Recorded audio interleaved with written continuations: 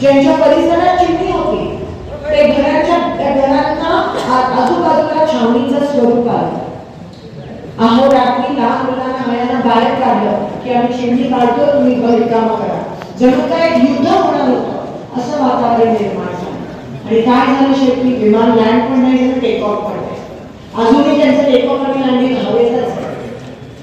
10 वर्ष झाली आपण वाट बघतो. तेच विमान काँग्रेसच्या काळात विमान सेवा सुरू होती सोलापूरात.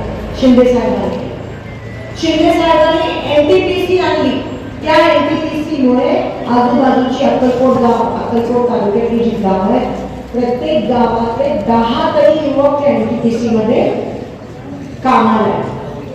आणि या 2 कोटी पंतप्रधान सांगितले 2 कोटी युवकांना रोजगार. त्याचे 2 कोटीचा मला हिशोब दाखवा.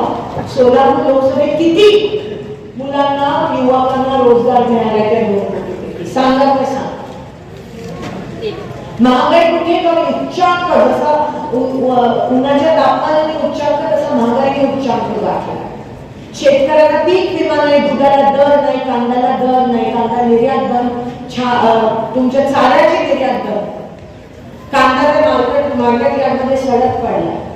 सर्वात जास्त हाल जर कोणाचे झाले असतील मोदी सरकार आल्यामुळे शेतकऱ्यांचे झाले. जो आम्हाला अन्न देतो. SB न्यूज चॅनलला लाईक करा, शेअर करा, सबस्क्राईब करा.